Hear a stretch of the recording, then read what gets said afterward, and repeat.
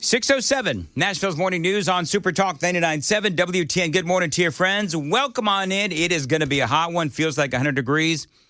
It is Monday, July 7th of 2025. We do have a lot of news to discuss. By the way, we do have State Representative Jody Barrett. He's going to be in studio for an announcement coming up at 6:35 on Nashville's Morning News on Super Talk 99.7 WTN. We do have, of course, a lot of reaction to the big, beautiful bill that was signed by President Donald Trump. On this vote, the yeas are 218, the nays are 214. The motion is adopted. Listen to this. I love this.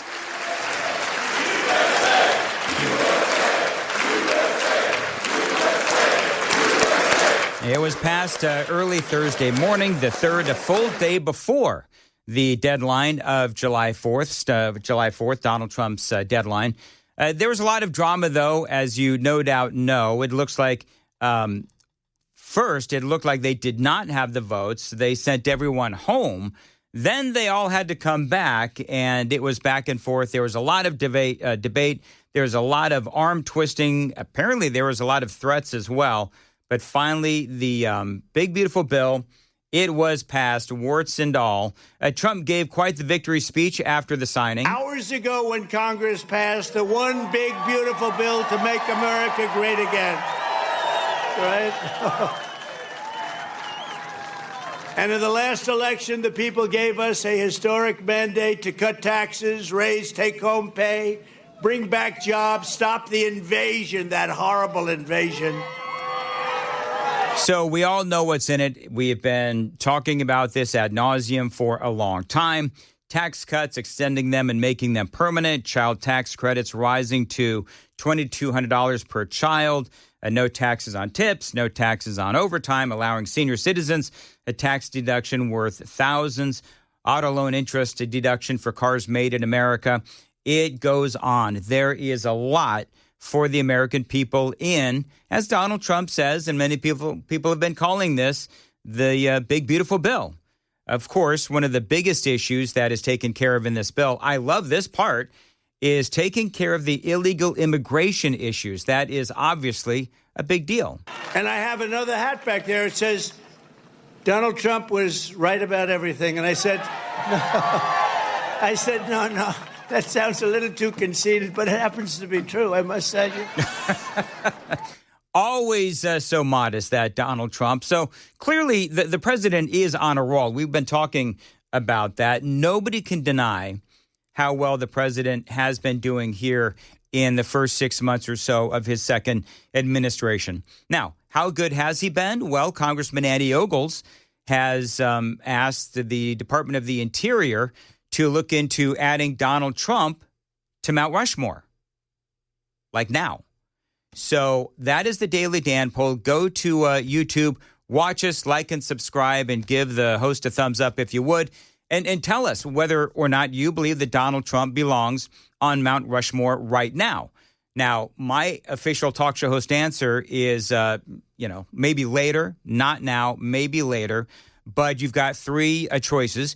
You've got yes, you've got maybe later, and you've got never. So take those three, Daily Dan poll, and you tell me, does the president deserve to be on Mount Rushmore right now? You know who will never, ever, ever in 1,000,000 years be on Mount Rushmore? Hakeem Jeffries. And Mr. Speaker, we want no part of it, which is why we're fighting so hard to stop it. Serving in the United States Congress on this glorious floor. He called it a crime scene. That's what Hakeem Jeffries said. He spoke, Joan, for 8 hours and 44 minutes. I don't understand why they let him stay there. Why didn't somebody just kick him off? They call it the magic minute. And basically what it is, it's not a minute. Basically, it is just standard protocol. By the way, Republicans do it too. Kevin McCarthy did it a few years ago, 8 hours and 32 minutes. So Hakeem bested McCarthy by, it looks like, 12 minutes? And they just, the frustrating thing is this just makes it look dumb. It makes a joke of the entire process because they've got the votes. They have the votes. It is ready to be signed. And so you can sit here and you can filibuster or just, take your magic minute or many hours. But, and by the way, I listened to some of Hakeem Jeffries' Magic Minute. It was anything but magic. I know, I did too. His voice. So I hate to pick on people's voices, but he doesn't have like a leadership voice. He's got a whiny. So since we're going now, as the guy that does actually not have a great voice, and I ended up in radio, I want you to listen very closely.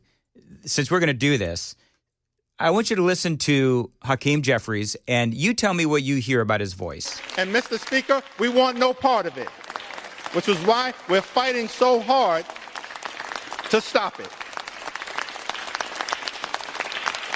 Serving in the United States Congress on this glorious floor. I mean, he's got a little bit of a lisp. He does have a lisp. On. Yes, he does. Now, I don't know if that's because he was speaking for hours at a time.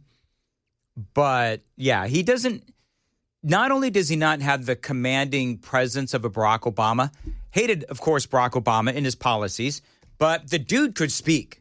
I mean, say what you will about Obama, but Hakeem Jeffries is no Barack Obama. Not inspiring whatsoever. He inspires me not to listen. That's Hakeem Jeffries. So basically the Magic Minute, it's officially defined, actually, as the time when the leader of the party is allowed to speak nonstop for as long as they can. It is a common tactic used by the minority party. Yes, again, Republicans have done it too. Stupid, but that's what they do. Now, Treasury Secretary Scott Bessent, he was on Fox News as Jeffries was speaking. What do you make of Hakeem Jeffries at the podium for more than an hour trying to discredit this bill right now? Well, Maria, I'm not going to take firefighting advice from an arsonist. The Democrats had the majorities. They blew out the budget. They had the tons of wasteful spending, and we inherited a mess. I mean, that is true. And I love what he said. I mean, look back at the Biden administration, right? Over 9% inflation. You've got the price of gas skyrocketing. Costs of everything went up. They said that the inflation, and I can't get over this, they said that the Inflation Reduction Act was incorrectly named. Eventually, they admitted it. But they sold the Inflation Reduction Act as the answer to inflation. Oh, yeah. And then after a while, they said, you know what, never mind. It's like the Epstein list. Never mind. Because it didn't reduce inflation at all. And not only did it not reduce inflation, but they admitted that it was a dumb name because it was never intended to reduce inflation. And by the way, they also spent a lot of money on really dumb things, the Democrats did, as we talk about Scott Bessent and what he had to say about the Democrats and the amount of money that they spent under Joe Biden. As you have Hakeem Jeffries up there, that was in hour one of 8 hours and 44 minutes, where he was up there filibustering, talking about how terrible the Republican plan is, when we could just look back just a scant couple of years and remember what it was like under Joe Biden with that inflation rate, the supply chain issues. I mean, I could go on and on. Remember the baby food shortage? Oh, gosh, yes. I mean, so Hakeem Jeffries, sit down and shut up. Good Lord. Anyway, there is more from Scott Bessent. I've got the audio for you. It is 6:15. Time to check the roads on WTN. At 6:16, as far as your weather goes, it's going to be a hot one today, a high of 92. Going to feel like 100 degrees, possible thunderstorms as well. Appreciate you listening to Nashville's Morning News. We do have a lot of, not only do we have reaction to the big, beautiful bill being passed, but we've got reaction to the reaction. And Scott Bessent, Treasury Secretary Scott Bessent, he's talking about Hakeem Jeffries and the Democrats and how upset and furious they are at this thing. One of the problems that the Democrats have, of course, is that they want as much illegal immigration as possible so that they could try to steal future elections. And so that is just one of many reasons why the Democrats are angry at Donald Trump and the Republicans. More from Scott Bessent. And under President Trump's leadership, along with Speaker Johnson, Leader Thune, we are going to get the economy humming again via the private sector. This is a Main Street Working America bill. It is going to address the affordability crisis. We are going to increase working people's wages. And, you know, the Democratic Party at present doesn't stand for anything. They're just against everything. And you know, let's see where the economy is this time next year. I think this bill, over the next year, we are going to see growth like we have not seen. And importantly, it is going to be non-inflationary growth, which is something the Democrats couldn't do. Yep. And part of what we all have to wait and see is what will happen with the economy. I mean, look, I've made no bones about it, my worry about what this is going to do to the debt and the deficit. But it was passed. And I trust Donald Trump a heck of a lot more than I trust the Democrats. And so we'll have to ultimately wait and see what happens. There is a plan, they say, to deal with the debt and the deficit. A lot more money coming back to the American people, a lot more deregulation of businesses. That means that they are going to hire more. That means that they are going to continue to do everything they can to grow the economy. When the American people get more money back, then what do? We spend it. That will, again, help the American economy. Ultimately, we'll have to wait and see what happens. But you have the folks on the left, and they continue to use, you know, the same talking points that we've been hearing for months now. Is going to raise taxes on the lower class. It'll gut the middle class. It's going to give tax breaks for the millionaires and the billionaires. You know, it's all the usual stuff that I don't even know. Does anybody really believe that stuff anymore? Speaker Mike Johnson says, no, it's not true. They are overlooking the actual facts. All that is nonsense. What we did in this bill is we made permanent the 2017 Trump's tax cuts, and that was geared for lower and middle class Americans, in spite of everything they said.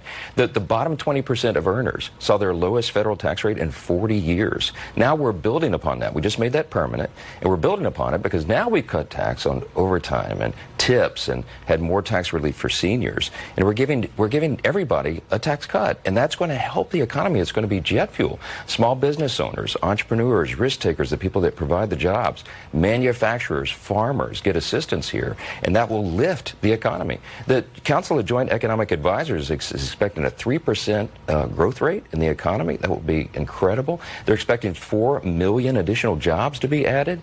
The average American, the typical American household, will have $13,000 more in take-home pay. This is a great thing for people who go to work every day. They're going to feel that, and we're excited about the upcoming election cycle in 26 because people will be riding an economic high, just as we did after the first 2 years of the first Trump administration. This time it's on steroids. You know, it's interesting, too, because you do have James Carville.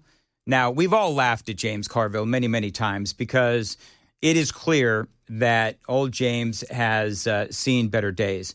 But one of the things that he said, and this was on, I believe it was on CNN. Yeah, it was. It was on CNN, where James Carville says that this is going to be a mass extinction event for Republicans. Listen. I mean, you know, political anthropologists are going to look back at this, and it's going to be called a mass extinction event, because there are a lot of them going to be extinct when people go to the polls voting for this. I promise you, this thing is really, it's like 25, 26 points underwater already.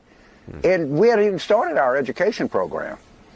So here's my question, because I don't know if that's true. My give a crap on polling at this point is pretty much non-existent. I just don't care about the polling. But you listen to all of the things that are in it. I mean, I don't want to go through the litany again, but, you know, extending the tax cuts, for example, and tax breaks and just all the stuff that's in it. So it's hard for me to believe that the American people, by and large, because you know what? Guess what? I'm talking on WTN. You're listening to WTN. While, yes, we do care about the debt and the deficit, the reality is that most people don't. It's sad to say, but most people don't. Do you know what people do care about? What people really care about is their own debt and their own deficit, and this is going to help that. Marsha Blackburn, Tennessee senator, she had a lot to say about this. It is, something that she voted for. And part of what she said is, yeah, this is a long time coming. It is the largest tax cut in American history. Tennessee families are going to see a $2,600 savings every year. And there's $1.6 trillion in savings in the bill and over a $508 billion reduction in the deficit over the 10-year period. There's also no tax on tips or overtime and nothing.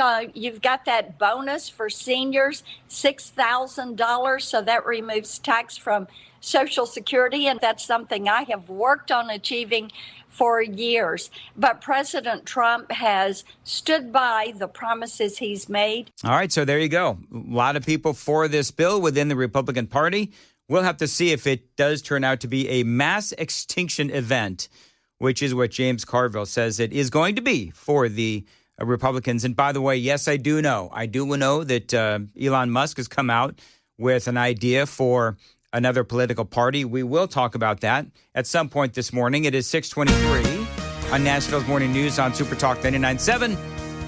6:36, Nashville's Morning News on Super Talk 99.7 WTN. Welcome on in to your Monday. It is July 7th of 2025. Jody Barrett is joining us. And Jody, of course, everyone knows you represent the 69th District in the Tennessee State House, and you've got an announcement to make, so you have the floor. Well, thank you. Right, we'll just jump right into that, Dan.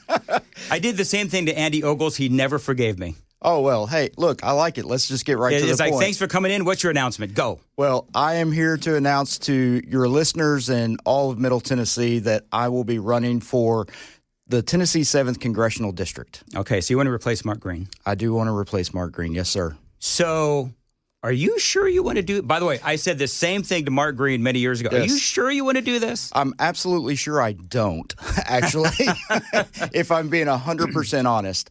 But I'm responding to the urging of my constituents and grassroots conservatives all over the state who have been reaching out and pushing me to get into this race. They know that the America First conservatives in Congress and President Trump need reinforcements.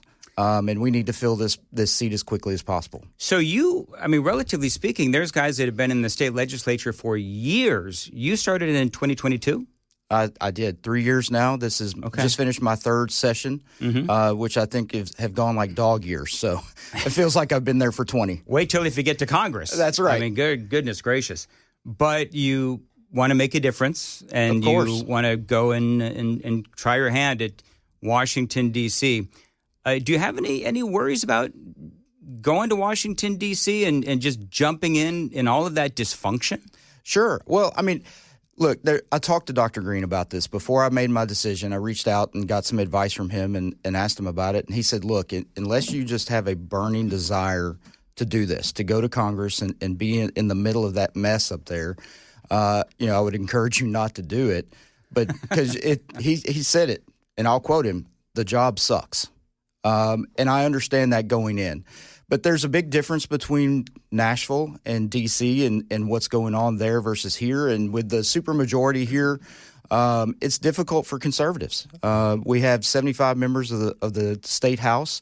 We only need 50 votes to pass anything. So, they can pass things through here in Tennessee without talking to or considering anything that the conservatives have to say. But in D.C., they need every vote. And that means that I would have some influence over policy and the ability to make minor changes or, maybe just tick the needle a little bit in the right direction. And then also that my vote will mean something and they'll need it, which means I can get some things done for the district. So let's talk about what kind of congressman you would be. But first, just real broad brush about the kind of state lawmaker you have been. You were against the Tennessee Education Freedom Act. Of course, everybody knows what that is, providing scholarships for Tennessee students. I don't want to relitigate that. Trust me. We all talked about that to death. But why were you against it? The main reason, the easy answer, is because my district was against it. Okay. Because your district is more rural. It is. It's a rural district. Dixon, Hickman, and Lewis County. Yep. I don't have any private schools in my district. And so there was a combination of things. First of all, I'm the most conservative member of the state house. And according to the Tennessee Legislative Report Card, the most conservative ever. So because of that, I'm looking at the fiscal impact of that bill and then how much money we're spending versus how many kids we're actually going to benefit from it. And I think we're already seeing that maybe more of the money's going to kids who are already in private school. So I don't know how much education freedom we're actually creating by that. And so certainly in my district, there was not a lot of pathways being offered because we're actually encouraging, by putting that money out there, we're actually encouraging families to take their children out of our district to neighboring counties, which is not good for these rural communities. And again, don't want to relitigate it because there's a lot of national issues that I want to talk about. President Trump, though, did come in and endorse it. So are you worried that that's going to be an attack point where, Donald Trump was for this thing and you were against it? Is that something that you're worried that your opponents might come after you for? Oh, I'm sure they'll try, of course. But I think it's important to point out I support President Trump's version of school choice. The idea that he has put out about doing income tax credits for individual families for their educational costs, for expanding the 529 plan to include secondary education and private school tuition. I'm all for that. Getting rid of the Department of Education? I'm all for that. So let's go through a couple of just issues that if you were in Congress right now, you would vote on it. But what do you think of the big, beautiful bill? Would you have voted for it? Yeah, I think I would. I mean, obviously, it's not perfect. There's no such thing as a perfect piece of legislation. True. Yes, but this is what America First looks like. Reducing taxes, securing the border, getting rid of the woke nonsense. That's what people elected Donald Trump to do. This is what we voted for. How do you? Because I guarantee you, there's going to be a lot of folks running in this race, and they're all going to say that they're America First. They're all going to be saying that, they're here to back up Donald Trump's agenda. How do you differentiate yourself from all the other people that are going to be running saying the same exact thing? Well, I think the difference is I have a record. The people are going to have a choice in this race. They can choose a blank slate bureaucrat who has no record, who's been handpicked by the establishment, or a PAC purchase puppet who's going to do whatever the PAC money tells them to do, or they can choose a conservative fighter who's got a record that you can look at for 3 years to see exactly how I voted. You can see the legislation that I have run, so you don't have to guess what I'll do when I get to D.C. You can already see. Is there anything that when you look at the last 3 years of your time in the state legislature, is there anything that you look back on and you think, maybe that wasn't the best play for conservatives? I mean, boy, that's a deep question. Well, for me personally, there's a couple of things that probably politically were not the best decisions in the world. But again, I don't do things for political reasons. The votes that I take, the votes that I cast, the things that I say whenever I stand up on the floor, I'm not making political calculations. I'm doing what the people voted for me to do. My job as a representative is to say what they would say if they were sitting in the chair and push the button that they would push if they were sitting in my seat. So, when I talk about getting these awards for being Conservative Legislator of the Year or having a perfect 100 voting score, those aren't my awards. Those are my district's awards because I'm just reflecting what they want me to do. One of the things I find interesting is that right now you're the representative for the 69th. You're going to run for the 7th. Yes. Very different, districts, if you will. The 69th obviously is rural, and you just mentioned that earlier. Mm-hmm. The 7th, I mean, you've got Clarksville, you've got Williamson County, you've got some rural areas as well, some parts of Nashville too. So, I mean, how do you reach all of these different types of voters? Well, I think the one of the things that I have that's an advantage over some of the other candidates is I am born and raised here, educated here in the public schools, grew up here. I know the rural communities. So the Perry County, the Wayne County, Houston, Benton, Stewart, those are my people, so to speak. But I'm also an educated attorney, practiced for 25 years, spent a lot of time in Williamson County and Davidson County courtrooms. I know the people there, and I know the communities. Dixon has been my home. I've lived and worked coming back and forth. I've raised my kids here. My wife and I homeschool our kids. So, I can communicate and connect with folks of all walks of life. Jody Barrett is joining us on Super Talk 99.7 WTN. More. I'm going to warn you what my next question is. All right. Why does everybody hate Congress? Oh, I love it. We're going to talk about that coming up next. Time to check the roads on WTN. Weather today, very hot. It's going to be 92, going to feel like 100, possible thunderstorms as well. Appreciate you listening to Nashville's Morning News on WTN. State Representative Jody Barrett is joining us in studio, announcing his intention to run for the 7th Congressional District, replacing Congressman Mark Green, who has retired from politics. So, Jody, let's talk about it. You want to run for the 7th. Everybody hates Congress. That's no secret. Yet you want to join this club. So talk about why it is that people hate Congress. Well, I think mostly because they see it as being highly ineffective. For most of my adult life, Congress has been in gridlock and not been able to get a lot done. And even when Republicans get the majority, it seems like we still kind of, do Lucy with the football and pull it out of the way of Charlie Brown. And so, part of the reason I'd like to go up there is I think I can contribute to help getting some things done. We have a very slender majority now. We need to hold on to it, and we need to make sure that whoever we send to Mark Green's seat has the ability to come back next year in the midterms and hold on to that seat. We can't put somebody here who's going to be vulnerable to the attacks that are coming from the Democrats. Well, and that brings me to my next question, which is, there's two types of Republicans. There are the ones that will hold the line on conservatism. There's others that will want to, dance with the Democrats a little bit, reach across the aisle, try to, work with them and all that kind of stuff. I mean, which one would you be? I'm pretty hardcore conservative. So, yes. And here in the State House, the Democrats just don't have any ability to really help do anything. So there's not been any incentive to work with them here. And honestly, they haven't given us a whole lot of opportunities because they are loony as they come. It's no different in D.C. The lunatic left has taken over the Democrat Party, and it's even worse at Washington. And so there's not very much common ground for us to find in D.C., which I think is why you see one side versus the other, and there's very little crossover going back and forth. I think the problem with Congress and with politics right now, and the reaction to the horrible flooding in Texas, I spoke about that earlier in the show, but where you have a media landscape and you have Democrats blaming Donald Trump and Republicans for it.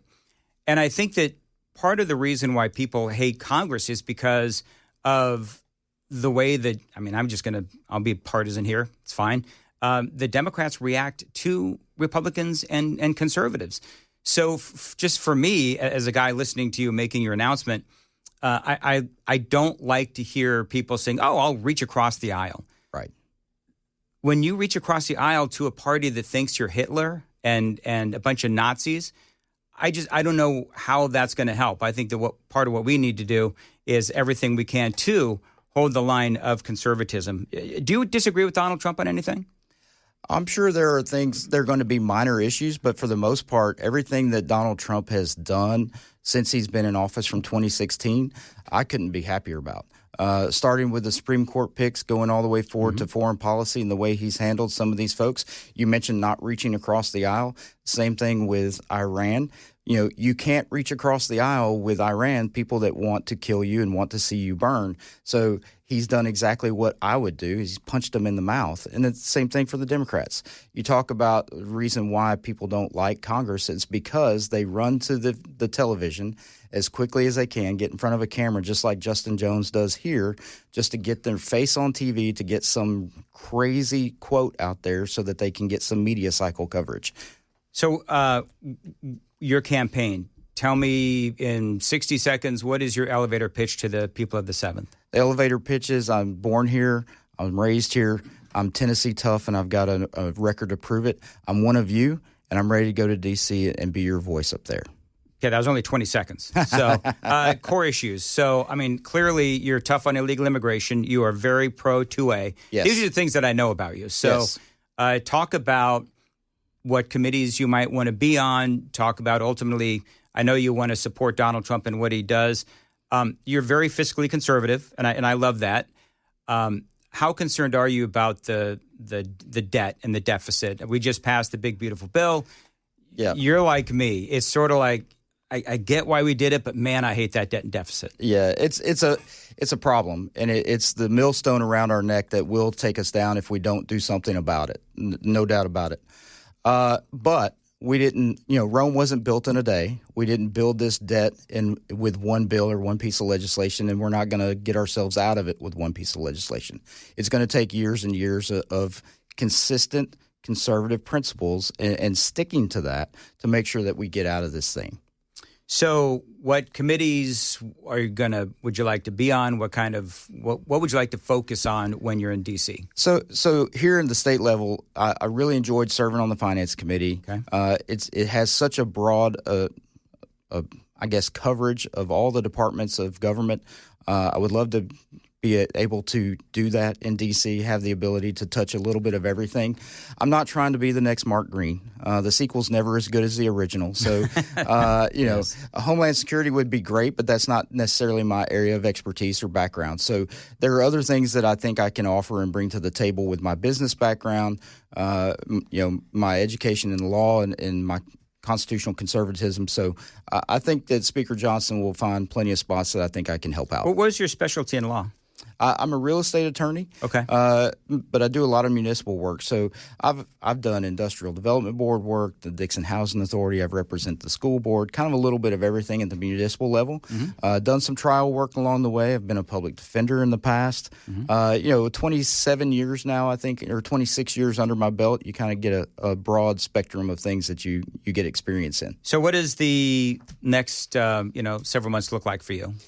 24/7. Go, go, go. Yeah, a lot of shaking hands. Yes. Kissing babies and all that kind of stuff. Yeah, this is going to be a very short sprint. Yeah. A lot of fundraising. I'll be making calls left and right. Did about 100 of those on the way up here. Mm-hmm. We'll be doing it pretty much every day and trying to make sure that we have enough money and support to get to the end of the race. All right. Jody Barrett for Tennessee.com, Jody Barrett for FOR, Tennessee.com.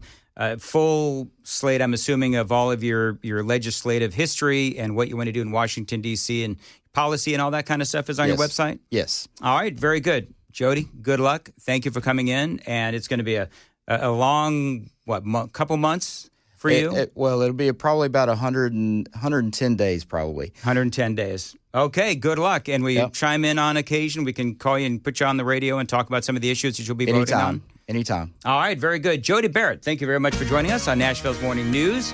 It is 6:52. Joan Jones has the news at 7. Joan.